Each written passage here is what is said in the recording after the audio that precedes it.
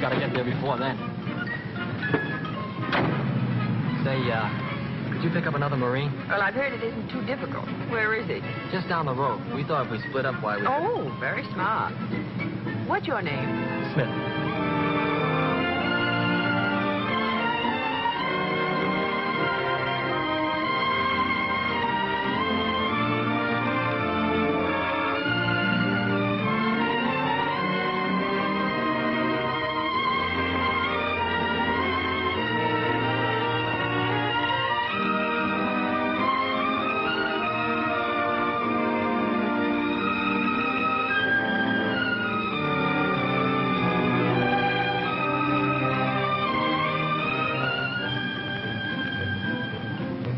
For Chicago. Well, hey, did you pick up another Marine?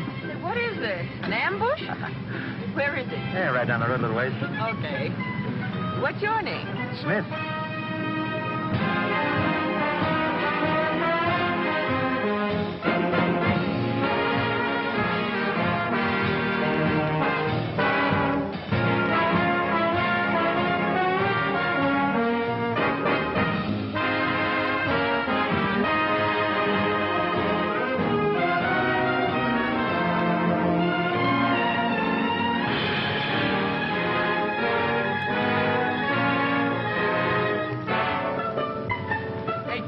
To Chicago. All right, Bootly. My name's Smith. Are you all named Smith? Yep, all named Smith.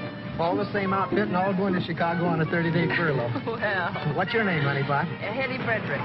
Miss? Oh, Mrs. Neither. Well, you got to be one or the other. Oh, it's Doctor. Dr. Hetty Frederick. You know, I bet we could make Chicago by tomorrow morning if we drove all night. Well, I'm awfully sorry to interfere with a war effort, but I've got to stop in Blytheville. How long are we stuck there? Just overnight. All right, we'll wait for you. Well, it's awfully kind of you, but I'm afraid you'll find Blytheville a little dull. The town's growth was stunted. I thought you said this town's growth was stunted. Something must have happened to its pituitary gland. I used to know everyone in town. Now I don't see him. Yes, I do. There's little Smedley Hoover. Oh, Smedley! She wants you. What for? That's what I'd like to know. It's me, Hetty. I never saw the girl before in my life. Probably not in the daylight.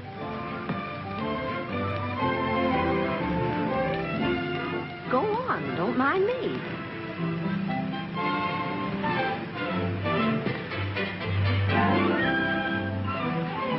You don't even recognize me. I'm Hetty Frederick. This is little Smedley Hoover. That is, he used to be little Smedley. Now he's big Smedley. They're all named Smith. Isn't that convenient? Hi, Mac. How have you been all these years, Smith? I'm sorry, but you've got me wrong. My name is... Look me in the eye and tell me you're not little Smedley Hoover. I can look you in both eyes and tell you I'm not little Smedley Hoover.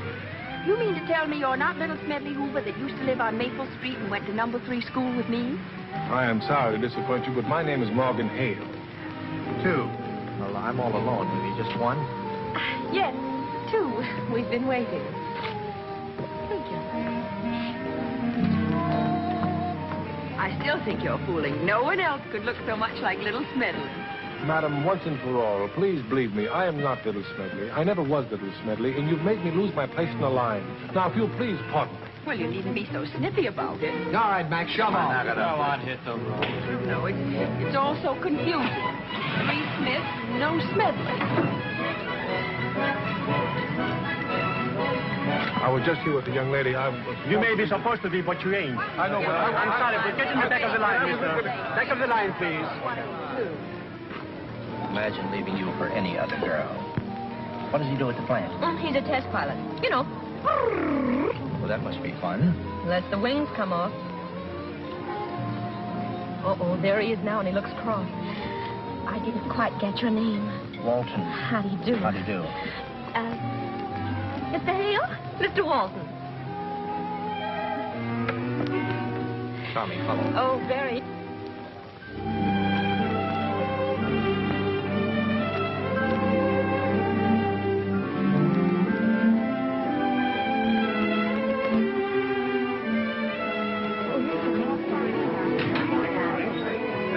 Bumble. How's the goiter? I'm chilblain. Yeah, oh, yes, that's right. Good morning. How do you do, Doc? Good morning. Good morning. How are you, Mr. Graham? Well, I'm here, ain't I? Yes. Say, Doc, I gotta see you right away. I'm as weak as a cat. Well, you just stay here and watch for a mouse until I can get to you. Better get rid of these patients before Hetty comes. They'll scare her to death. You know, Cravat, there's no possible reason why Hetty won't be glad to stay here and help me out. At least until this gastrointestinal rush is over. And then all we'll have to worry about are the pneumonia. Yes, that's all. Just the Oh, now look at this. Do I have to put this on with this? The laundry's 2 months behind now. If I scold them, they'll quit altogether and go make flying machines. What makes you think she'll stay? Well, to begin with, I'm her uncle. Isn't that enough? Wouldn't be for me. Oh, that's better. No sign on that one. Well, she's got to stay. You leave it to me. I'll fix it. Here you are, Auto Park. This is the way. Hey, Auto Park, this way. Right in here. That's... Oh, Hetty. The duck's been waiting for you. Lay on a liberty party. Look how she learned our language. Hiya, Mrs. Pringles. How does it seem to be home? Oh, fine, even if it is for just a night. Here, Auto Park. Auto Park, this way. Where did you get that voice? Yelling. Well, you go right in and see the doc. See the doc. He's got appointments till 1947.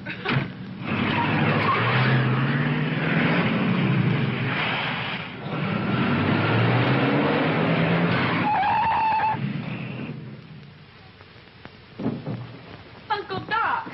It's wonderful to see you. Well. Where the devil have you been? Oh, I got here as fast as I could. And Miss Cravat, how are you? Terrible. I've been trying to get an appointment with the doctor myself since the 4th of July. Oh. How long can you stay? Only until tomorrow morning. I wish I could stay, but I must be in Chicago by Thursday. Well, every minute helps. Here you are. Now get this prescription filled and try to keep up your strength, will you, as a personal favor to me? All right, Doc. Who's next, Cravat? Grover Cleveland Perkins, pleurisy. Haven't we got that mummy out of the plaster yet? He's been in that cocoon 3 weeks now, and he wants out. Well, bring him out of the line of scrimmage. Oh, wait a minute, Miss Cravat. First, Uncle Doc, I want you to meet 3 Marines. They're going on to Chicago with me. I thought maybe you could put them up for tonight, huh? I'll call them. Here we are, Doc. My Blythefield Expeditionary Force. My uncle, Dr. Frederick. Smith, and Smith. They're all named Smith. Isn't that wonderful? Well, hello, Smith. How are you? And Miss Cravat? Cravat, see if you can find a nice place for the boys to sleep tonight. Oh, immediately. Of course, you know, Dr. Hetty, there isn't a bed in this town. Oh, you can find some place, Miss Cravat. I have it. Let them get drunk and spend the night in jail. What about the attic? There's no one up there, is there? Only the skeleton. Well, that's fine. Then put them to bed with Mr. Bones. Boys, what are you doing? Put that down, bottle baby. Whatever this guy's got, he wiggles. Hey, where are the toenail clippers? Come on. Now, let's see. Grover Cleveland Perkins. You remember Chatty Perkins, the one-man debating team? When can we sit down and have a real chat? Uncle Doc, I have so little time to be with you. As soon as you help me get rid of these patients. Yeah, this way, Mr. Perkins. Oh, thank you, Doc. Eddie, take off your coat and shirt, Mr. Perkins. That's all right. This is my niece, Dr. Frederick. Oh. Just look how the population in this town has increased, Eddie. And there's only old Doc Blake and myself. You'd be an awful lot of help, you know. Well, I should think so. This is no time to bury yourself in a research laboratory. And besides... Well, now, I don't know about that, Doc. No, sir. You know, there's 2 sides to every question. Yeah, please try and be quiet, will you, Mr. Perkins? We want to find out if you have any mediastinal disturbances. If there are none, we'll take that plaster off in a jiffy. All right. I can understand you're not liking plastic surgery. Oh, yes, sure. So can I, Doc. Come in here, will you, Mr. Perkins? Yes. I may be burying myself in the Enderley Foundation, but it's a more reasonable division of life. Some of the time would be my own. Oh, yes, and I can understand just exactly what she means, Doc. At night, she could change her clothes and go out and make... Oh, yeah. I wish you'd stop exerting yourself, Mr. Perkins. Well, it isn't quite that, but Mr. Perkins has the idea. You see, Uncle Doc, being a physician and surgeon doesn't give a woman much opportunity to be, well, just a woman. I know, Hetty, but why? You took the words right out of my mouth. No! I wish I could persuade you to stay, Hetty. We need 10 doctors. Now, don't you let him get you down. Oh, thanks, Mr. Perkins. I'm going on to Chicago tomorrow. And from 9 in the morning till 6 at night, I'll give suffering humanity everything I've got with a microscope and a test tube. And then I'm going home and put on a silly dress and forget that I'm Hetty Fredericks, M.D. Yes, but why? There, you see what I tell you, Doc? And she is absolutely right. Oh, no, don't take me seriously, Doc. Oh, please, don't take me seriously. I just love to talk, Doc. Please. Oh! Now, everything that I said goes, Doc. And don't you weaken. No, I won't. Come back tomorrow, Mr. Perkins, if you dare. Well, now that we've had a nice little visit with Brother Perkins, we'll run through the rest of the customers, and then we'll drive over to the plant. I want to show you the new hospital, Eddie. Oh, that'd be fine. It's cold. Oh, Uncle Doc, there was something I wanted to ask you. Yeah? Whatever became of little Smedley Hoover? Yeah. Oh, he's still hanging around the drugstore. Yeah, don't park right this way. Wonderful, Mrs. Pringle. Just keep taking those lozenges. Get my niece's car, will you? And put it on my bill. Oh, the reason I asked about Smedley, there's a fellow here who's a dead ringer for him. Is that so? A character named Morgan Hale. Oh, I know him. He works down at the plant, but he doesn't look anything like Smedley. Why, he looks exactly like Smedley should look if he looks now the way he ought to look from the way he looked then. What was that again? Here we are. All the equipment you'd need to work with. This is my niece, Dr. Frederick, ladies. How do you do? Just look at those tools, Hetty. Doesn't that make you want to whittle, huh? It is magnificent. Say the word, and you're on the staff starting tomorrow morning. Starting tomorrow morning, I'm on the staff of the Enderley Foundation. Yeah. All we need is doctors. You know, everybody thought Pope was crazy, but this hospital will take care of half the state after the war. The last time I saw Mr. Pope, he fixed my bicycle for me in that little shop on Gibson Street. Remember? Yes. Now, I want you to see our wonderful ward, Hetty, and there's a couple of convalescents I'd like you to meet. Yes, well, you give them my regards, Uncle Doc. I'm going to run out and see Mr. Pope. Yes, but Hetty, Let me know when you're leaving. Oh, doggone it. Hi, boss. Want me? Where in the high octane have you been? Lunch. 3 hours and 48 minutes? Yeah, some dizzy dame delayed me. And when I finally got in, the food was terrible. And then it cost me $1.50. Oh, no, it didn't. Oh, no, it didn't cost you $1.50. What do you mean it didn't? It cost you $1,000. Washington wanted the B-76 set down in Guam in 21 hours. There was a $1,000 bonus in it. Well, I can still make it. No, you can't. Not unless you can fly faster than the B-76. Johnson took off an hour ago. I couldn't take a chance. But don't worry about it. What's $1,000 more or less? What's the war more or less? What's anything more or less when you're having lunch with a girl? I assume she was beautiful, at least $1,000 worth. What in thunder do I smell? It's that perfume. It spilled. Well, why don't you just put a little dab behind your ears in the morning instead of carrying the bottle around with you? Well, it was for that girl I was supposed to have lunch with today. That dizzy dame had me... Oh, I've got complications enough without you and your women. What you doing tonight? I've got a date to try to square with the girl I was supposed to have lunch with. Sorry. You've got a date to try to square yourself with me. Puchinsky of the Russian Purchasing Office gets in tonight. They want a test of our flame dampener. I'll take the comrade to dinner and be ready to fly the test as soon as it's dark enough. Oh, can't we put this off until tomorrow? Not unless you want to resign and devote yourself exclusively to love. Now get going. Okay, boss. Oh, I'm so sorry. Lady, I don't know where you came from, but I wish you'd go back. Why, Hetty. Hello, Mr. Pope. How are you? Ah, isn't this grand? Not much like the old bicycle shop on Gibson Street. This is a fine way to spend a furlough. All we get's a ride to Chicago. In the meantime, we've wasted a night. Oh, listen, Dick. I'd waste a night any time to ride 600 miles in the front seat with Hetty. Hey, by the way, where's that little wolf, Tommy? Oh. The old battle axe has probably got him working somewhere. Gee, this is swell of you, Miss Cravat. You can call me Martha. I'm Tommy. I can't understand why this chicken should be so tough. I cooked it for 2 hours in this sterilizer. Now, we used to have a cook, but she's getting $75 a week at the plant now. Poor doctor. He lives on peanuts and pop. You're a sweet child. You're a cute little trick yourself. Oh. This is our last stop. You remember Stella Livingston? Yes. What's wrong with her? Well, she got hurt when an emery wheel blew up at the plant and cut her face to ribbons. Oh, I'm sorry. She was such a pretty girl. Well, I'm afraid she won't be anymore. Hello, Doctor. Well, how do you do, Mrs. Moriarty? This is my niece, Dr. Fredericks. How do you do? Go in and see Stella, will you, Hetty, and I'll wash my hands. She's in there.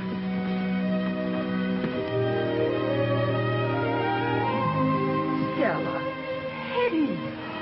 Oh, it's wonderful to see you again. Uncle Doc told me what happened. I said I look a fright. I can't even fix my hair, and I know the house is a mess. The house is as net as a pin. Oh, Mrs. Moriarty's been very kind, taking care of me while Mother's at the plant. But I'm afraid I'm an awful nuisance to everyone. $20 a week compensation. And 20 years added to the poor darling's looks. Oh, Hetty, am I going to look terrible? Of course not, dear. Well, now let's get these bandages off and see how she's doing, She's been a brave soldier, Hetty. Took them 3 hours to find me when this thing happened. Only 2 doctors in this town. Bad situation. Just a minute, dear. There, we got it. Now, let's see.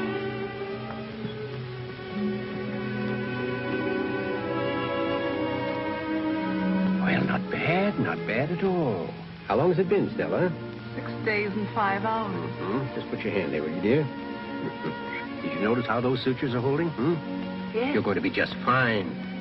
Will there be many scars? No, I don't think so. Of course, it's a little early yet. I want to be scarred, Hetty. No, you're going to be all right. Just as pretty as ever. Well, how long will it take? Oh, a week or 2. By Halloween, you'll be ready for a party. Halloween? That's all I've been thinking about sitting here. Halloween. A big yellow pumpkin with a face cut in it. Will I look like a pumpkin with just holes for my eyes and nose and mouth? No, dear. Oh, you wouldn't say that just to make me feel better like Mother and Mrs. Moriarty, would you? Now, come now. You be a good girl and stop worrying. You're going to be able to see with your eyes and breathe through your nose and kiss with your mouth. What more do you want, huh? Come, Hetty. Do you have to go, Hetty? Well, I really should. I've got to leave for Chicago very early in the morning. Oh, don't cry, Stella. Tell your mother I'll drop by in a day or 2, Stella. Come on, Hetty.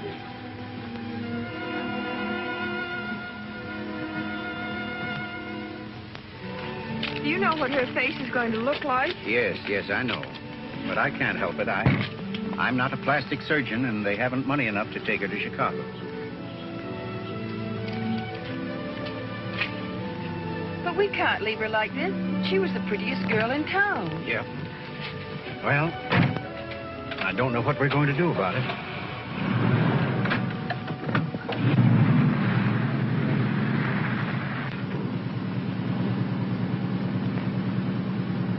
Stop. I know what we're going to do about it.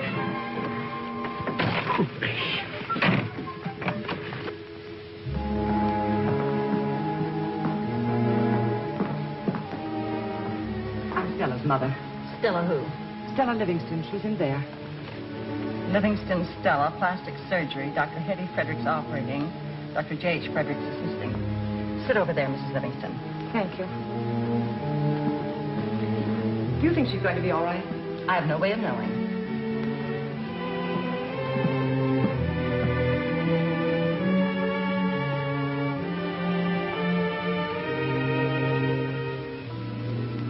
Sponge. Tie. Small scalpel. Cotton pledget. Tie. How is she? Pulse and blood pressure good. Tie. Doing a subcutaneous closure so it won't leave a scar. Suture. Thanks, Uncle Doc. Thanks for the lesson.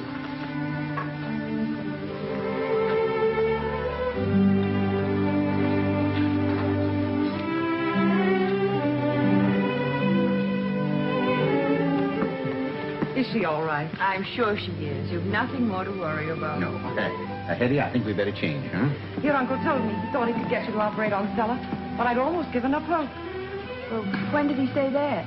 Ever since the accident. Well, I just assumed, Hetty, that you... I see. Well, Dr. Fredericks will change her dressings when it's necessary. I'm leaving for Chicago in the morning. Nice try, though, Uncle Doc.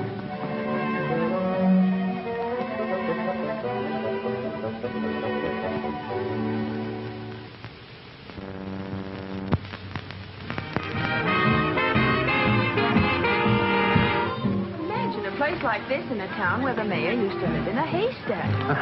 That's what aviation does. Wings for the farmer's daughter. Give me the farmer's daughter. Lovely. Sorry, no tables. Only reservations. Is it hopeless? Well, we'll just stand around and watch the girls go by. You know, you can never tell when some little Elsie's liable to show up without a destroyer escort. Oh, let's get a drink. That's just the time the Marines score. Yes, a couple of martinis, Waldo, will you? No olives. Right away, Mr. Boylan.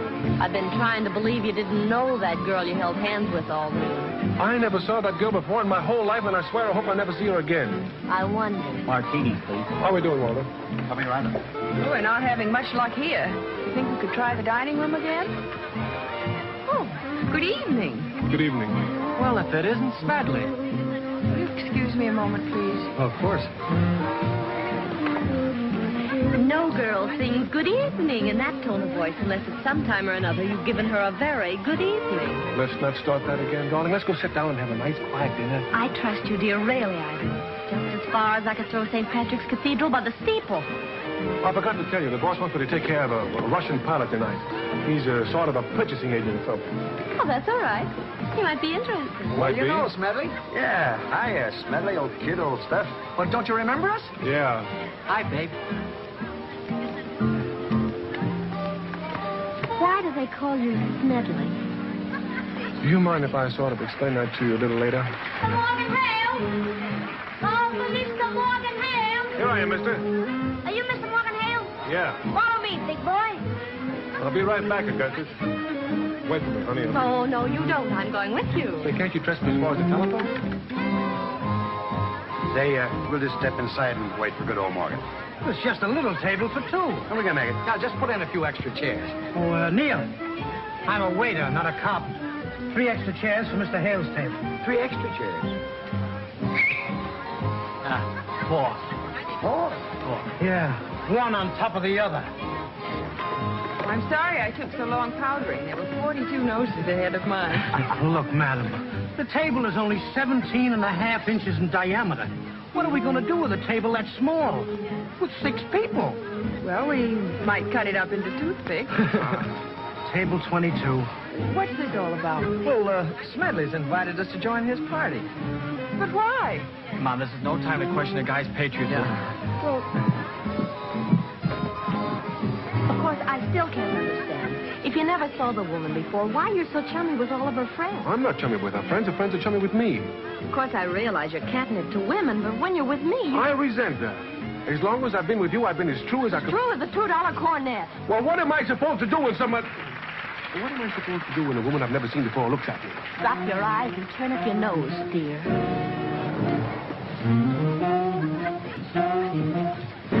Right this way, please. All yours. I am Comrade Puchinskaya. But you can't be. They put women up in the... Woman in Russian skies. Well, it's a good idea, and I'm all for it and everything, but I was a little surprised. You'd be, too, if you expected a great big tall fella about this high with a big black beard. Oh, you are disappointed. Oh, no. No, not at all. This is Mr. Comrade Putinsky. She's a girl. Oh, really? Yes, this is Miss Cross. Здравствуйте. You know, you have such wonderful names in English. So descriptive. Your charming secretary is named Cross. In Russian, it is Sergiti. It means the same. Cross. Angry. You catch? Yeah, I catch. Well, while you two are playing catch, I want to make it clear. I'm not secretary. Well, now, let's have dinner. It's all ready. Just right down here, please. And your name? Hale. It is Starovia. Big, strong, healthy. Now, which way we go? Augustus. Right this way, Augustus. Augustus, I forgot to tell you, I've added one more to my table. One more. Certainly. 5 more. 10 more. What does it matter? Accommodate any number. All we've got to do is put in more chairs. Expand the walls. Your table, Mr. Hale. Well, here we are, Smedley. Hey. Maybe you think we didn't have a tough time holding this table for you. Well, isn't this nice? I didn't know we were going to have a party. Fun for all. Won't you introduce us? Katniss? Miss Fredericks, Miss Cross, and Comrade Kuchinskaya. Smith, and Smith. How do you do? How do you do? Well, let's make ourselves home. Sit down, everybody. Comrade, right over here. We were just ordering. I beg your pardon, mister. Oh, we seem to be one chair short, even if there were a place to put it. What are you going to have? Move over, Smedley. We'll sit together until they find another chair. Well, to tell you the truth, I'm not hungry. I had a late lunch. Very late. You're fatter than I figured. How about it? Oh, thanks. I'd love to. Say, there is an idea. Comrade, how about a Paskazaski, huh? Wonderful. Hetty's good. Oh, well, that would be fine. Are you sure you don't mind being left by yourself? Oh, not at all. I enjoy watching young people have a good time. Well, don't go away, Smith, old kid. I won't. I beg your pardon. It's wonderful what a uniform will do, isn't it?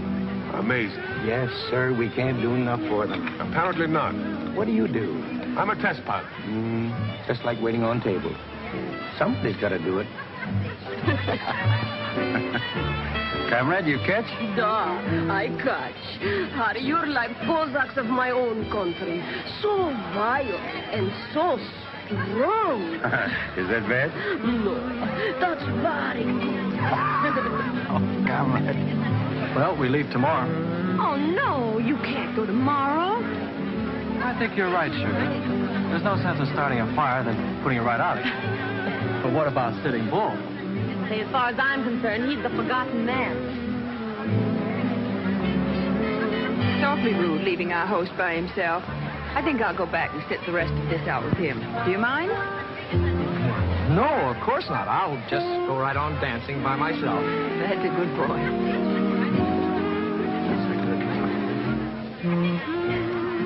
Tommy's having a wonderful time. He's just young enough to be dazzled by a girl of that formula. Miss Cross is a very dear friend of mine. Very nice girl. It must be such a consolation to you. She's not merely ornamental. She's in there pitching. Yes, she seems to be. At the plant doing war work. Now, that's a coincidence. Tommy's in war work, too. If you're insinuating that I should be in a uniform... Oh, the thought never occurred to me until you mentioned it. You might be interested to know I have what I consider a very important war job. Well, I'm sure you do. And what about you? I don't see you in a uniform. Look, if you feel so unhappy about everything, why did you ask us to join your party? I didn't ask you to join my party. You just horned in. What? Oh, this is such lovely party. Yeah, it's lovely, comrade, but you'll have to hurry with your dinner because we're expected at the airfield at 10 o'clock. Hey, Smith, what goes on here? What's cooking, huh, kid? Mr. Hale flying tests for my government. Oh, how interesting. He must come back and tell us all about it someday. A test pilot? Yeah, is that bad? Hey, Smith, if you're a test pilot, everything's forgiven, huh? Well, gee, thanks. Didn't you know? I thought you two were old friends. No. Oh, he's magnificent test pilot. Is that not so, Morg? Say, I don't know how it is in Russian, but in English, morgue is a very bad nickname for a test pilot.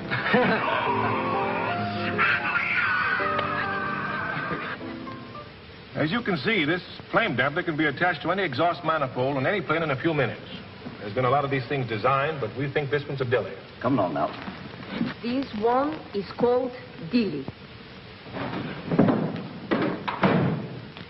You would be amazed how many planes we have lost. Because the enemy can follow the flare from their exhaust against this night sky. Yes, I know. The test will have to be made in complete darkness. I'll go to the tower to supervise. I'll see you later. Good luck!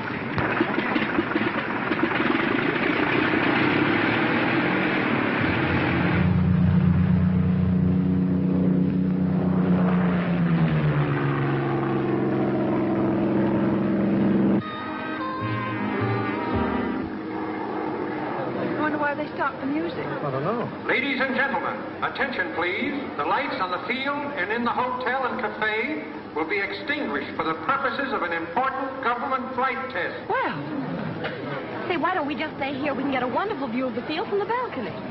I should think it'd be dangerous flying in the dark. Oh, you've no idea how Morgan can get around in the dark. Or have you? Come on, kids. Tell Hale to turn off his lights. NC 678, this is Blythefield Tower. Over. Blythefield Tower, this is NC 678. Go ahead. Okay, Morgan, turn off your lights.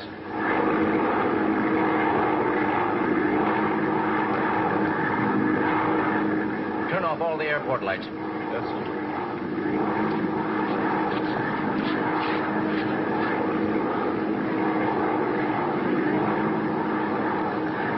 All right, let's go. NC 678. Okay, Hale, let's go.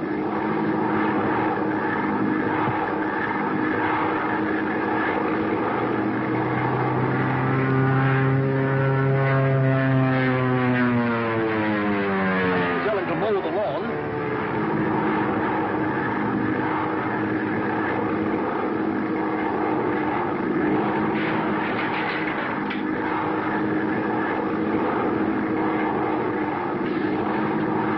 But Daphne's carried away and stuck in the elevator. Turn on the field lights, quick. You got anything to say, mister? You better say it quick. I don't know how long I'm going to be here. Get altitude and bail out. I think I can bring this baby in.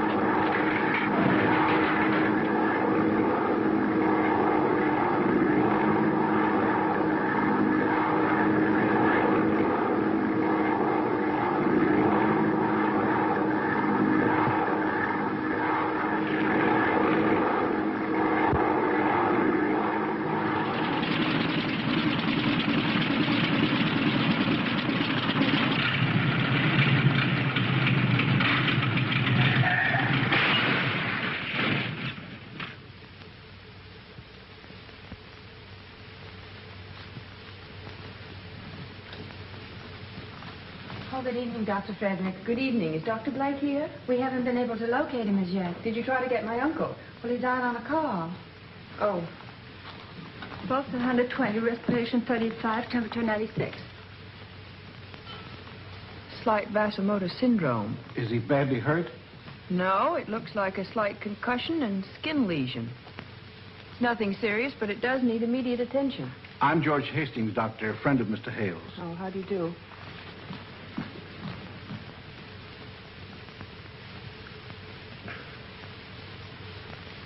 Thank you. There she is again. What are you doing here? I'm going to do a stitching job on you. Not on me. I'm waiting for Dr. Fredericks. Well, he won't be here till after midnight. You should have some needlework done right away. She'll probably do it neater anyhow, being a lady. Well, thanks very much, but if you don't mind, I'll wait for Dr. Fredericks. She's a physician and surgeon, too. Who is? She is. Oh, no. Certainly she can't be. Yes. Well, well. What do you know? Well, I'll take a pill, but no crocheting. Can you stand a little pain, or does baby want some soothing syrup? Just use a little stickum plaster, nothing too fancy. That's the way that plane was put together. We want you to last longer. Well, thank you. Now, here we go. You hurt much? I can take it if you can. Don't worry about me. I can stitch like this all night. Now, we tie a knot in it so you won't unravel. How about a drink? By all means. Spiritus Fermenti, 1 ounce. Will you have one with me? Why not? Spiritus Fermenti, 2 ounces. Hey, how come you get 2 ounces and I only get 1? Who's done all the work?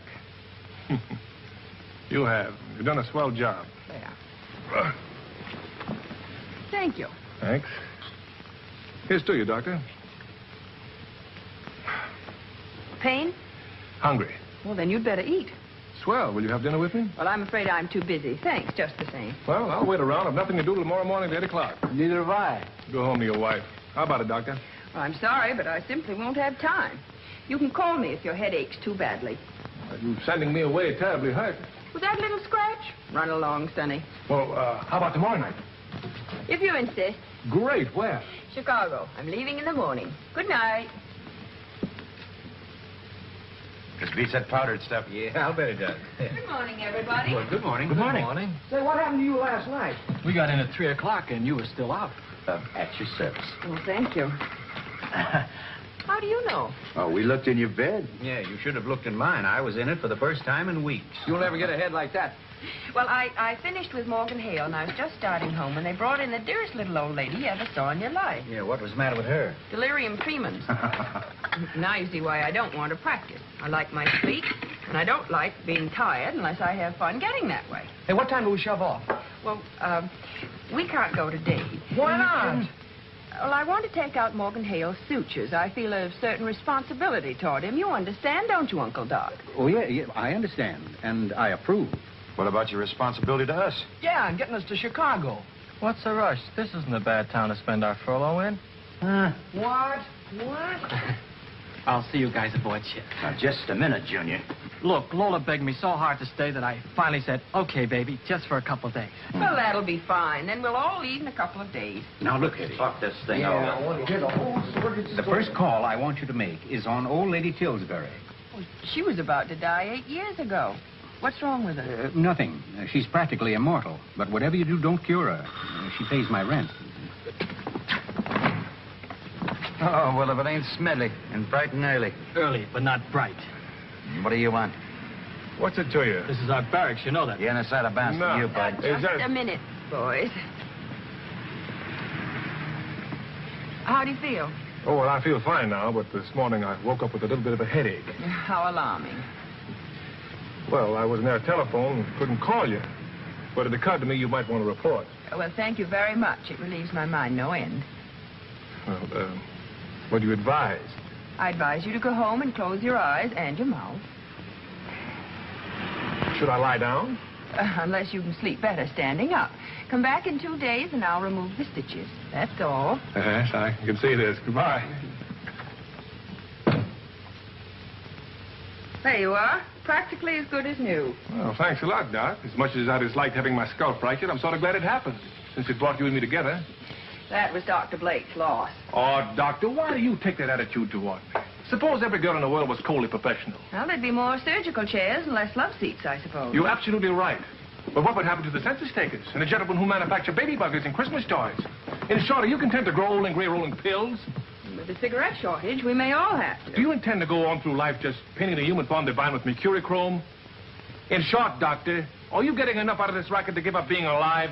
In short, I don't blame you for trying out your line on me. But the demonstration is free, and there's absolutely no obligation to buy, and it takes very little time. I agree with you. I have my dreams. They're modest, but I have them, and that's why, as fast as my little wheels will carry me, I'm leaving here. Leave here? Why, you can't leave here. Look, even if I stayed, what possible good could it do? Well, how do you know until I try? While you were telling me about my swan-like throat, I'd be looking down another man's larynx. Doctor, you are sordid, but you're beautiful. Don't you understand? Even if I stayed and helped Uncle Doc, I wouldn't have any time for you. Well, tell me, what can I do? What can I do? You can stand on the curb and wave bye-bye. But I don't want to stand on the curb and wave goodbye. Hey, Private Smith. Come on, brute, fall in. Tap into it, look alive. Let's get going. Oh, why don't you send the General a cable? Tell him you'll see him later. I kind of hate to let the General down. Oh, Thomas, I know he'd understand. Well, maybe. Just for a couple of days, though. You guys go ahead. I'll hitchhike in later. Can you imagine that little wolf? He's built a nest for himself. Maybe he's got something there. Obviously.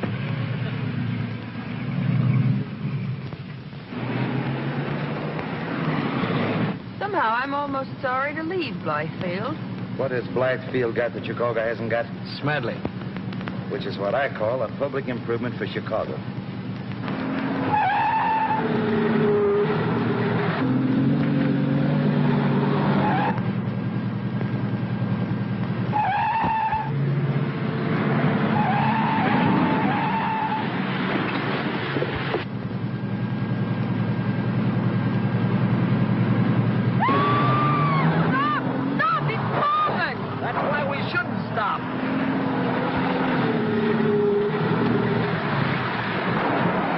Come back. What for? Why don't you go home? Well, We're in a hurry. Don't bother I know, but us. think of your uncle, Hetty. Think of me. Think of everything. Hey, wait a minute, Hetty.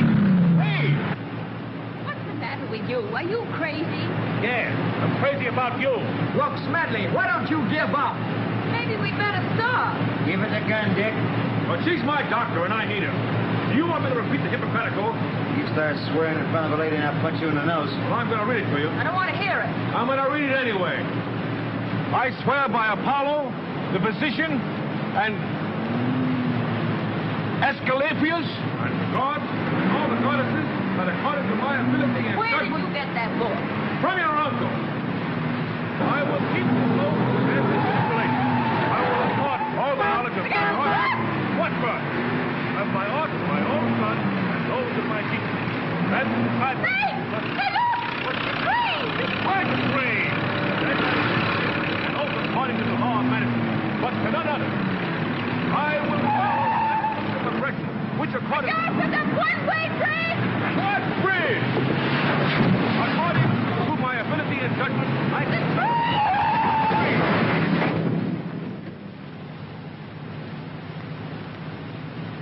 He's dead, I hope. I guess we'll have to take him back.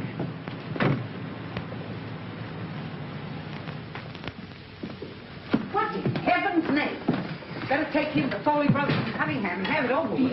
Him, great Scott, what happened to him? A tree hit him on the head. Well, he'd better be careful of that head of his. It won't last for the duration. Put him up on the table, boy. Wait in the car. I won't be long. All right. Just a minute, folks. Priority has arrived. How does he look to you? Remarkable. We'll start a medicine show and take him on the road. The man with the cast iron head. How are you feeling? Huh? How are you feeling? Oh, like I went over the Niagara Falls and the coal scuttle. We better send him home. I don't want him hanging around here. Oh, Cravat! Cravat! Hetty, go out and tell Cravat to call the ambulance, will you? She knows the number.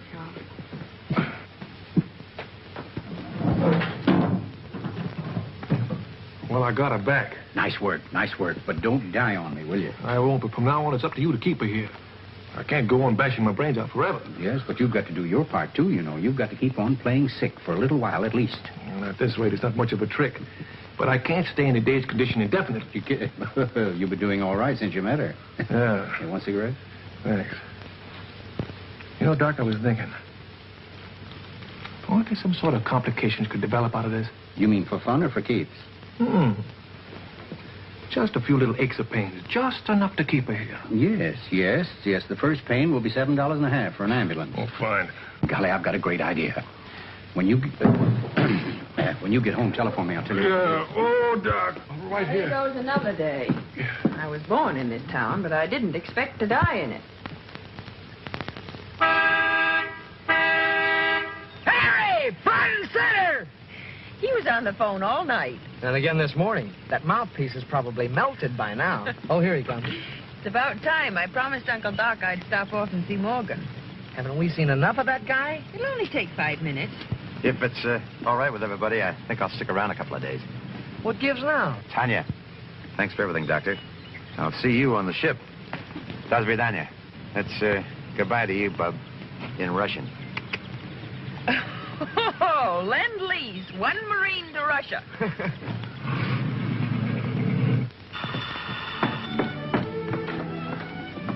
How do you do? I'm Dr. Frederick to see Mr. Hale. Oh, hello. I'm so pleased to meet you. Morgan told me all about you. Oh, George! The lady doctor's here. I'll be right down. Oh, I remember this old home. It used to belong to the Gilberts. Well, you've made it look charming. Thank you. Hiya, Doc. What do you think of the layout? Oh, I was just congratulating Mrs. Hastings. Let's sit down here. Just think, this all jumped right out of a box. You know, George invented the most wonderful little jack-in-the-box before the war, and all of a sudden they found out that the idea could be used on airplanes. Oh, it wasn't anything really. I think the mechanical mouse was much better. You must be so proud of him. Did Mr. Hale get home all right? Oh, fine. How's he feeling? Oh, just dandy. Good. Only, some of his screws are loose. Don't say that, George. Oh, poor Morgan. Just a minute. Would you mind reviewing the bidding? You know, we all live here together, and of course, I'm George's wife. Oh, she knows that. Go on. Morgan was always a perfect boarder, just like one of the family, but ever since he came home in the ambulance, he's been acting like, oh, what shall I say? Cuckoo. Well, what are the symptoms? Does he do anything unusual? I hope to tell you. Such as? Little things like hiding in the clothes closet. What for? He He says he's afraid. A test pilot afraid? That guy was never afraid of anything. I kind of hate to be telling you this behind his back, but something has to be done. It was bad enough when he was afraid of the bed, but It breaks my heart to see him come out of the clothes closet. it's the guy's own business if he wants to sleep in the clothes closet, I suppose. But, say, do you suppose that knock on the noggin had anything to do with it? Well, possibly, but not probably. Well, come on up and take a look at him, Doc, will you please? Here we go again. Just think, up under it yesterday, he could fly the crates they come in.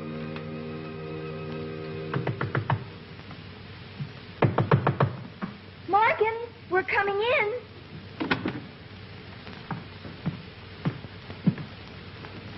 He's not here. He is, unless he's jumped out of the window. Let me see. His clothes are all here. Oh, I know. Come on out, honey. We've got company. What right have you to come breaking in on me like this? I don't want to see anybody. Please go away and leave me alone. Oh, wait a minute now, wait a minute. Here, take it easy, take it easy. Come on. We brought a nice lady doctor to see you. Sit down and be a good boy. Morgan, Madam, my name is Smedley, and I'm very glad to know you. would you get my bag, please? It's in the car. Your name isn't Smedley. Your name is Morgan Hale. You only look like Smedley. Well, that's funny. Somebody told me my name was Smedley Hoover. Could we have a glass of water, please?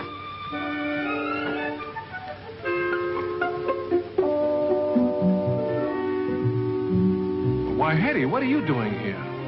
Gee, I hate to have you see me looking like this. I feel terrible. Tell me the truth, Doc. Do you think I'm minus a few buttons or something? Oh, no, of course not. You're just as bright as you ever were, which may or may not be reassuring. Well, what's the matter with me? Well, that's what we've got to find out. Now, tell me about it. Oh, I couldn't. It sounds silly. Well, don't let that stop you. You've sounded silly before. Well, I've been banging around in airplanes for a long time, you know, and, well, I've been getting fuzzier and fuzzier. Just in the ambulance, I was shaking like a bowl full of jelly. Well, that could have been caused by a shrimp salad. Has anything unusual happened lately? Anything that would give you these whoops and jingles? No. But I can't get the feeling of fright out of my mind. Here you are, Doctor. Oh, thank you. The paroxysmal tachycardia could indicate shock as a result of the trauma to the head. I'll give you a sedative. You'll have to stay in bed today. I was going to leave town, but...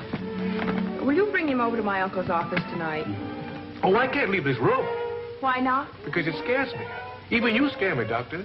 Well, you scare me, too, so that makes it even. Goodbye, and it's been very busy meeting you.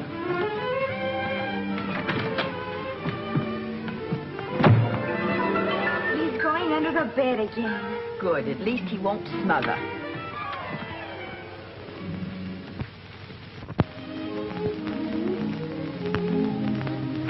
Everything happens to me. With all the doctors in the world, I have to hit the medical jackpot. What do you figure it is, Eddie? Well, I don't know. I never was very good at abnormal psychology. Pantophobia, I suppose. Fear of everything. How are you going to treat it? Psychoanalysis, I guess.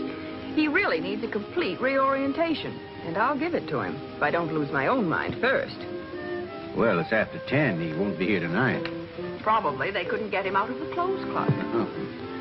You know, they all agree that in the treatment of neurosis, the practitioner must have frequent consultations with the patient, during which he's encouraged to talk freely of himself, his thoughts, and his past. Yes, I know. And then all of a sudden, up pops the villain of the piece. That small, hidden fear deeply embedded in the subconscious mind. But that'll take weeks and weeks. Maybe months, maybe years. Yes, I'm afraid so. Which of your cases would you like me to take over while I'm here? Why, Hetty, do you really mean that you will? That never occurred to you, did it? Why, no, it hadn't. Liar. Well, now, let me think. Tomorrow I have an appendectomy, and the Wilkinson baby is... I'll have the Wilkinson baby. He's gone to bed. But she told us to bring him tonight. Oh, look here. I want to go home. I think you'd better see him for a little while, In this? Well, why not? It'll make him feel perfectly at home. Oh. We must find the cause of this latent fear. We must bring it out into the open and discuss it. Once we've been able to consider it objectively, we'll be completely restored. Medley. What was that? Just the slats falling out of Kravitz' bed. Come on. Nothing will hurt you. Why doesn't Mrs. Kravitz get her slats fixed? Well, in these times, she'd have to marry the carpenter. Sit down. No, you sit here, too. I'll feel safer. We'll have to begin by weaning you away from that. Yes. Now, what's your first recollection? When I was 5 years old, I had a little red wagon. Red wagon. I remember the name of the wagon was Lickety Split. It had little red wheels. Twin 7 got lost following organ grinder and monkey. Both had fleas. Is that right? Mm-hmm. That's right. I think that's enough for tonight. But why? It's early yet. I was just about to go into my adolescence. I think you've been there quite a while. We'll continue the treatment tomorrow night. Do you mind if I kissed you goodnight? What? Because you're the only friend in the world I have, the only person I really trust. Well...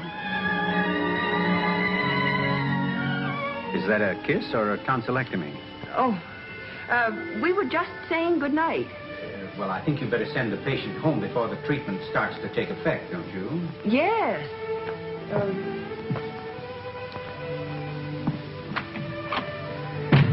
Well, I guess we can shut up this asylum for the evening. Good night, Uncle Doc. Oh, no, we can't. Why not? They're sending a suspected glaucoma over from the plant. Oh, my. We ought to put a brass pole in this fire station. Would you like to see a suspected glaucoma? Well, it's awfully kind of you, but I don't think so tonight. Good night. Good night, Eddie. Good night, Miss Kravitz. Good night. Sit down a minute, will you, Kravitz? You know, I'm afraid Hetty isn't as bright as I thought she was. She must take after your brother's side of the family. Yes, I guess she... What is it? I only suggested this pantophobia idea out of sheer desperation, but I didn't imagine that she'd fall for it. She wouldn't if she were in her right mind, but she's in love. Of course, a hard-shelled old bachelor isn't supposed to know anything about women in love. Oh, is that so? Well, I know enough about women in love to have stayed a bachelor. Which, I might add, Kravitz, takes a great deal of skill and perseverance. But Hetty can't be suspicious, otherwise why would she go through with this? Well, you'll find the explanation on the R in Freud. Rationalization. Hetty believes the big moose is balmy because she wants to. Oh. You know, you wouldn't look it, but you should have been a psychologist. I am. Doggone it, what do you think of that? Well, no newspaper this morning. The most amazing thing about newspapers, they spend millions of dollars gathering news from all over the world. Great editors sit up all night writing editorials to mold public opinion, and then long about daylight they entrust it to a small boy to throw under a hedge. And it isn't even under the hedge.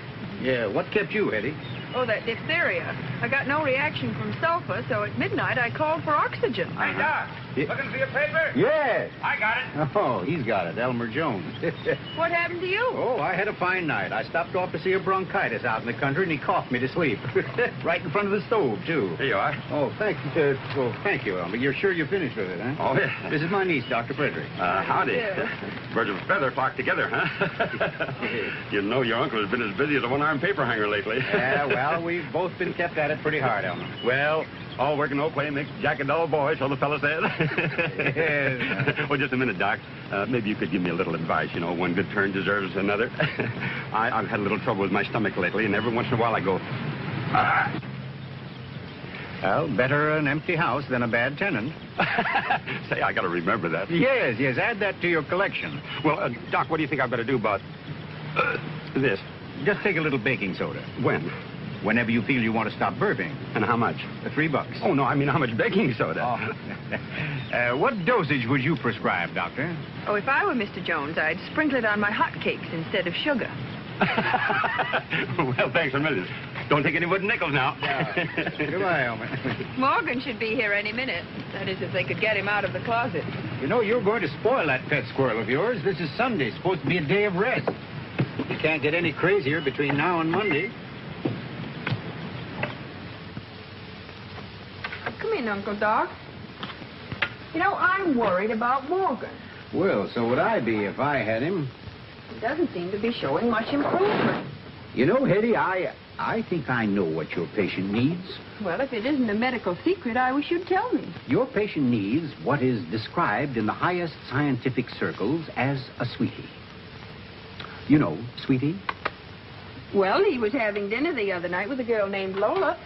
He seemed very much interested in her. Is that so? She a nice girl? Oh, very. I don't think she had many brains, but... Well, if it's the same girl I saw him out with, she doesn't need brains. Anyway, Morgan's love life is something I can't discuss with him. Well, now, I don't know why not. You're his physician, aren't you? Is it funny? Oh, there ought to be a law against this, you know. Here I'm reading the comic strip, and it turns out to be an advertisement for toothpaste. I'm doing all I can for him, professionally. Yes, so I noticed. But that kiss probably is worn off by now. Are you suggesting that Well, of course, if you're not sufficiently interested in curing your patient, you could probably find some other adorable girl for him. Well, I never heard anything so shocking. Well, now, what's so shocking about that? After all, a physician's job doesn't begin and end with writing a prescription, you know. Well, there's a limit. I suppose if you had a patient, a charming woman of 40, who needed romance, you'd... Sacrifice myself for the cause? Definitely. Uncle Doc, I'm amazed at you. I'd be amazed at myself, but I'd make the effort. Come and get him. Where is he? Down in the yard playing with the duck. Playing with the duck.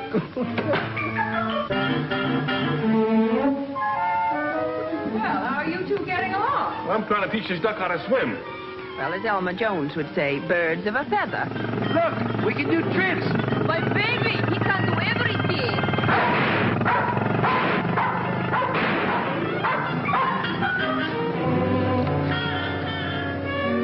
Powers, he thinks he's Frank Buck. Morgan, come out here immediately. What are you doing under that house? I like it under here. I always go under houses. You were scared. Yes, I was. You come with me. I want to talk to you very seriously. Where are we going? We're going over here. Have a nice little chat. Now sit down. There. Hey, but you'll have to sit down, too, because it scares me with you standing there looming over me. Well, let's get down to business. If you're going to get well, you and I must work very close together. Oh, well, that's great with me. The closer, the better. Well, now, many cases of maladjustment originate with emotional frustration. You know what I mean. Well, yes, I know what you mean by frustration. Well, I want to talk to you about an idea that Uncle Doc suggested. Dr. Frederick feels that what you need is more feminine companionship. Yeah, well, which Dr. Frederick? Uncle Doc. Oh, well, he's a very learned man, and he knows exactly what ails me. And this is my idea of good medicine. Pardon me. Here, puppy. Here's a nice big stick. Look.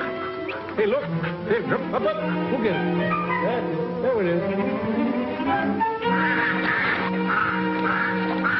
Isn't there some girl to whom you're tremendously attracted? Only you, darling. Well, I think in our professional relationship you might call me doctor. Well, anything you wish, Dr. Darling. Now, we'll find some girl for you, sweet and charming, to fill that aching void in your life. I may be void, but I don't ache. Now, I know a lovely girl, a patient of mine. You don't have to worry about a thing. I'll make all the arrangements. Oh!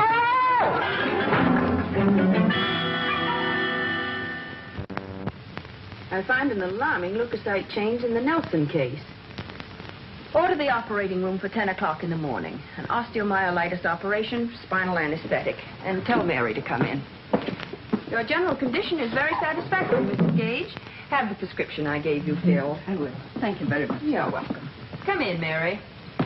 I'm certainly glad to see you. It's really very important. Is it about Morgan? Yes, I think I found the cause of his trouble. Sit down. I just know it's something awful. Well, it isn't yet. We have a fighting chance if you'll help. I'll do anything in the world. Mary, Morgan needs a romance, and that's where you come in. But I'm married. Well, that's why I thought you'd understand and cooperate. Well, you want to see him cured, don't you? Yes, but still. You and George are devoted to Morgan. Well, George is awfully fond of Morgan, but I don't think he's that fond of him. Well, I mean, you're in a perfect position to help, living in the same house and all. Well, I don't know what George will say, but we've got to put Morgan on a very careful diet. He eats like a horse now. No, I mean a diet insofar as his appetite for women is concerned.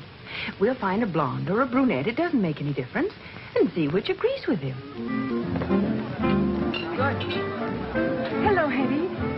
Hello, Stella. I've been wanting to thank you. Not that I can ever put into words what I feel. Well, you should really thank Uncle Doc. It was his idea. Oh, by the way, if you see Uncle Doc and Morgan, will you tell him I'm looking for them? Surely. Yeah. Thanks. What? Where on earth is Morgan? I can't find him anywhere. Poor Morgan. Uh-oh is right. Come on, let's go get a snort. Lemonade. Well, Doc, I'm getting awful tired of this. Yeah, maybe you think I'm not. I never thought a man could be such a nuisance. Well, it was your idea. Who's this flibberty gibbet? Well, that's a gal by the name of Babe. Babe? Mm-hmm. I assumed so. Who's this? That's a little girl from my hometown, New Orleans, Louisiana. I'm going back there one day. Yeah, but in the meantime, you keep on with this mental Mardi Gras, won't you? You can't weaken now, you know. If Hetty ever finds out you're a lost lover and I'm a dead doc. Morgan! Uh-oh, you're on again. Come in. Stop that. This is ridiculous. The party is being given for you. And here you sit like a... What are you afraid of down there? Miss Craddock. Well, I'm a little afraid of her myself. Everyone went to such trouble to arrange this party for you, Morgan. But I don't want a party. All I want to do is stay in the clothes closet. What do you do in there, by the way? I play with my tennis racket. Isn't it a little crowded? I pretend it's a mandolin. It's just like a mandolin, you know, except it doesn't make any noise. My, he's getting along just fine, isn't he? Come along. You've got to go down and mingle. But I don't want to mingle. If you ask me, I'd say he was mingled up enough as it is.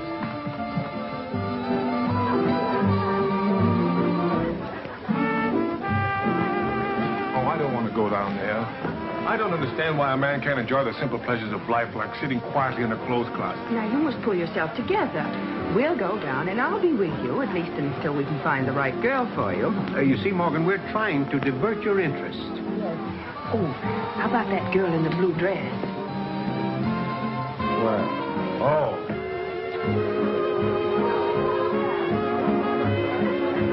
I'm scared of blue dresses. You see, the sky is the girl in the blue dress. She lures pilots higher and higher till finally they pass out. Oh, no, never a girl in the blue dress. All right. We'll find a girl in another color.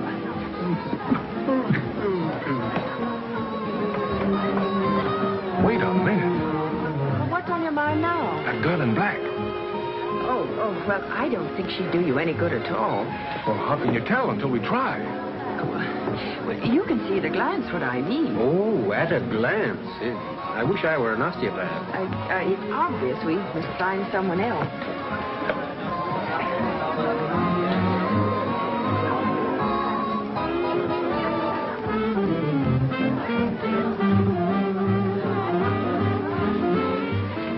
Bertha, she wouldn't scare you. Nice girl.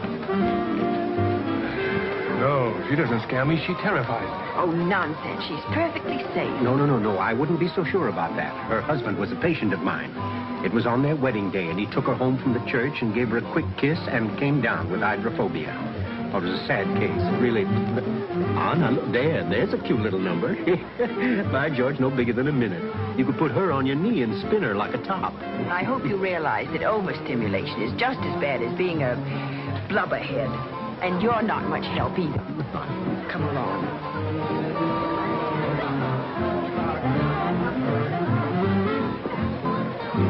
I want her. Well, why can't I have her? She can cure me of everything I got. Now, just dismiss it from your mind. I found just the girl for you. Dottie, this is Morgan Hale. How do you do? You forgot the boy because I left my photo so I'll be back, Dr. Don't go away.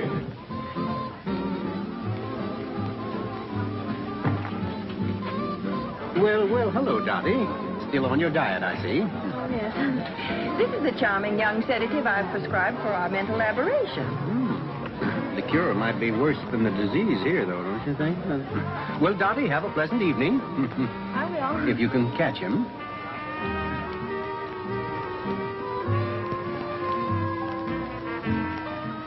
Oh, darling, promise me you'll never look at another woman. On my word of honor as a Marie. As long as I'm in Blythefield. What's your address again, honey? I'll write you every day as soon as I leave Blythefield. As soon as you leave Blythefield, just address me care of the Skyland Cafe, darling. Well, you want me to keep up my morale, don't you?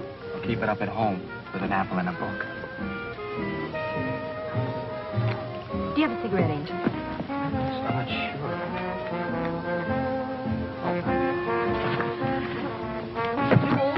Morgan, you. Don't you think we'd better find out what... Well... Lovely party. Yes, you are. Uncle Doc. He's going to take Dottie home, and that's an order. Now, about last night, what was your emotion when you left Dottie at her door? As I assume you did. Great relief. And then you drove directly home and went to bed. Oh, but I didn't go to bed. Well, what in the world did you do? Well, I met Tommy and Lola walking home, so I picked them up. Oh, how nice.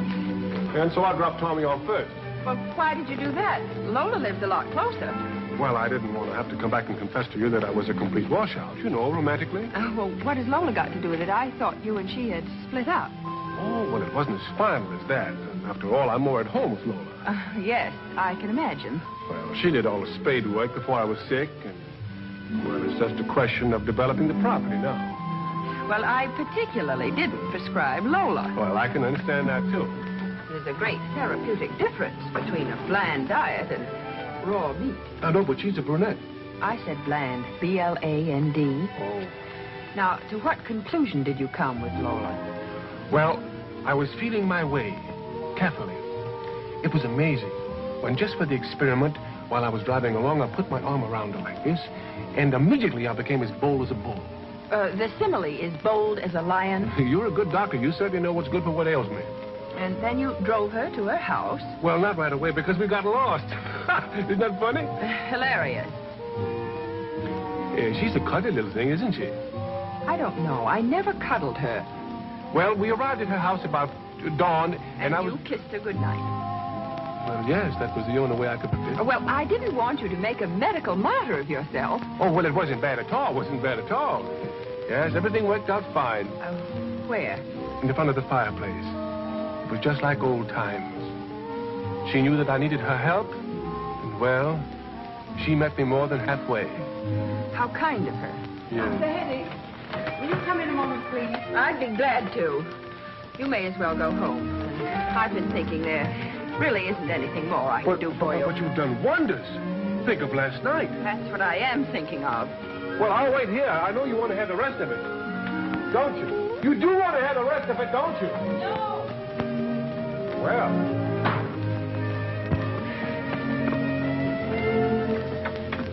Well, I suppose you know all about it by now. I'd love to hear more. Now, I told Morgan to tell you.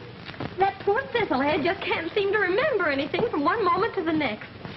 You know, it just all hit me like a load of bricks. No thanks. But on the way home, I said to myself, Lola, honey, what are you waiting for? It must have all been very thrilling. Oh, it really was. Of course, he may not be the world's best bargain with things the way they are today, but after all, there's a terrific manpower shortage, and, sister, does that man have power? Nature has a very kind way of compensating. Mm-hmm. The less brains, the more brawn. Say, he isn't so dumb. You underestimate him. And anyway, whatever he doesn't know, I can teach him. We're going to be married the very minute MacArthur gives him a day off. MacArthur? Yes. He and Thomas work together, you know. Thomas? Uh-huh. You mean Private Smith? Yes. I call him Thomas. His mother calls him Thomas, too. Of course, General MacArthur can call him Tommy if he wants to. But somehow, I think Thomas is sort of more dignified. Don't you think so? Where is he now? Oh, he was so happy he just couldn't stand it. He's gone down to Gilhooly Bar now to get drunk. Don't you think that's sweet? Well, how do you do, young lady? I was just leaving. Isn't my news too exciting? You'll never know how happy I am. Oh, thank you, Dr. Hetty. Goodbye. Goodbye, Doctor. Goodbye. Bye. How's your patient doing, Eddie? Well, I don't know. Every time I see him, he develops a new set of symptoms. Well, that must be fun. Well, I don't think fun's exactly the word for it. For instance, I've just discovered that he's a dreadful liar. He also suffers under the delusion that he's Casanova. Well, that's a very common masculine ailment. I suffer from it myself every spring. Well, I'm not so much worried about Morgan at this point as I am about Hetty. Uncle Doc, something awful has happened to me. You don't say. I'm in love with him. Don't you understand? I want to be his Tootsie Pie. I'd be willing to set up housekeeping with him in a booby hatch. Well, birds of a feather, as Elmer Jones would say. Well, I know you don't go in for psychoanalysis, but do you realize the tragedy of it all? I'm a victim of transference. Patients always develop emotional relations with their physicians. Darndest thing I ever heard of. Well, he's in love with me now, but he won't care a snap of his fingers for me if I cure him. Darndest thing I ever heard of. Oh, stop saying that and tell me what I'm going to do. I can't leave him goofy. That'd be malpractice. And on the other hand... Well, now, I'll tell you. Suppose he was cured. Cured and yet still in love with you. Would that be all right? That'd be a neat trick if you could do it. How do we begin? Well, the same way we got him goofy, I suppose. What was that, Uncle Doc? Well, now, he's a nice young fellow, and you were bound and determined to light out for Chicago, and he couldn't get anywhere with you. So, when he asked my advice... You suggested pantophobia and described the symptoms to him. Well, I had to do something to keep you interested here. Seems to me everything's worked out fine. I'm the one that should belong in a padded cell. I haven't the brains of a jaybird. And you old fraud, you haven't the professional ethics of a burglar. Pulling the wool over my eyes. You know, we were scared to death that you'd get wise to us any minute. Oh, I was suspicious all along. But then I'd hypnotize myself into some sort of a sweetly silly trance that everything was on the level. You and your amateur maniac. But don't be too pleased with yourself and your crackpot patient. Mr. Morgan Hale isn't cured yet.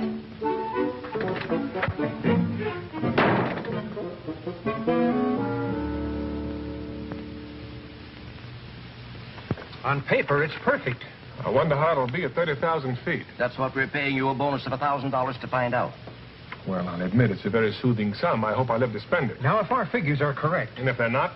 We've got $250,000 tied up in that ship. Yes. But if anything should happen, we won't hold it against you. Well, that's very nice. Dr. Hetty Fredericks to see Mr. Hale. Send her in. Dr. Frederick, to see you. Are you a patient of hers? Yes, in a way. What do you mean in a way? You either are or you aren't. My goodness, if he's not in perfect physical condition. Listen, Slipstick, if you were as healthy as I am...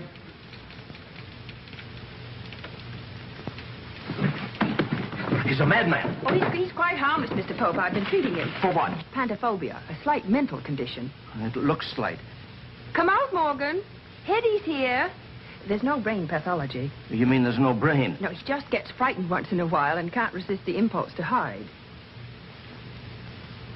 Oh, I'm all right. How long has he been skittish like this? Oh, not long, and he's making a remarkable improvement. I can't take a chance. From now on, you're grounded. Oh, I can fly this test. I'll take an oath on it. You have to be sane to take an oath. If I let this cuckoo leave the ground, they'll cancel my contracts. Will you accept my professional affidavit that he's fit to fly? Fit to fly is fit to be tied. The doctor's statement will clear him. Yes. Will you put it in writing? Notarized, with the degree of MD. Will you guarantee it? If he'll do as I say. If he doesn't, he won't fly. What do you say, Morgan? All right. Let's go.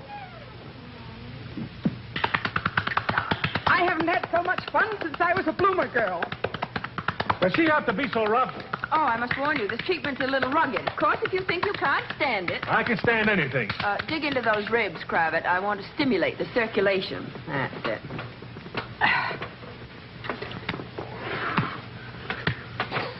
That's all. That's enough.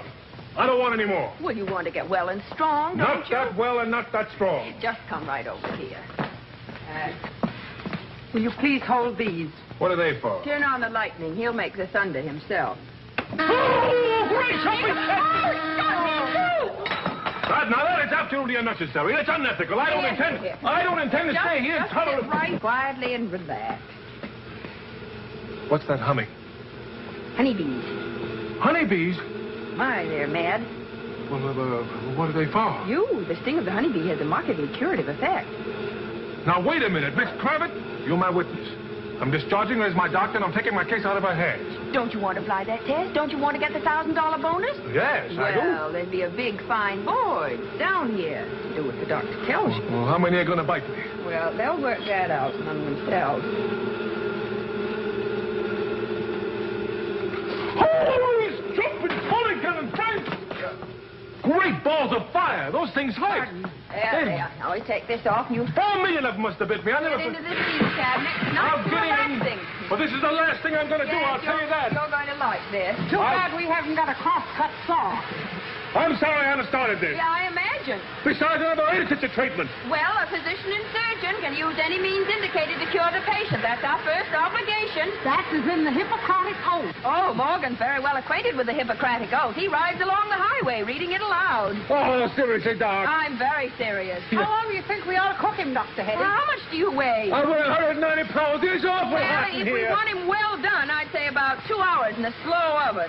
Oh, Doc, let me Well, out. on the other hand, we could just kind of brown him on the outside and leave him rare in the middle. Would you get the ice bath ready, please? You can come out now. You're trying to kill me. Yes, it's all I right. refuse to do another thing. You're invading my privacy. This is a cruel and unusual punishment. I want my clothes. What kind of an institution is this? Well, of course, if you're afraid of a little ice bath, we can wrap you in cotton batting and send you home. Afraid? You want me to get in there? Yes. Well, I'm going to show you once and for all that I'm not afraid of anything. Well, that's fine. If that's true, you're practically cured. Oh, no, you don't. Easy now. There. Once you get in, it isn't bad at all. In fact, it's kind of nice, really. Nice when you get used to it. And do you a world of good. It's really... This will fix it up fine. If I ever get out of this thing alive, I'll settle with you. Yes, you bet you are. And the bill's going to be a pit, too. You can take him out now, Kravitz, before someone shoots him for a walrus. Oh, this is cold. You're almost through now. What's the matter? Can't you think of anything else to do to me? Well, I might if I put my mind to it. I want my pants. Pants for the patient with pantophobia.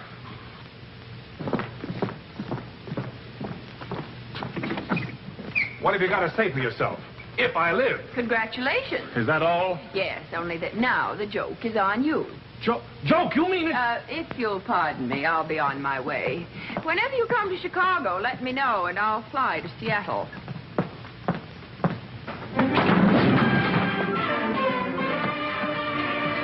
Slip on us on the lights. All right, we'll get it to her room quick. Easy now. Take it easy.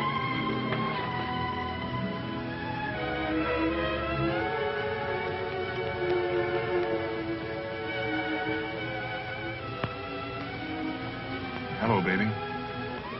Morgan. How do you feel? Oh, I'm all right. You can't be doing this. Doing what? Bashing your head in that smiley pot. Oh. We need you around this town, don't we, Doc? I need you. You have a wonderful bedside manner.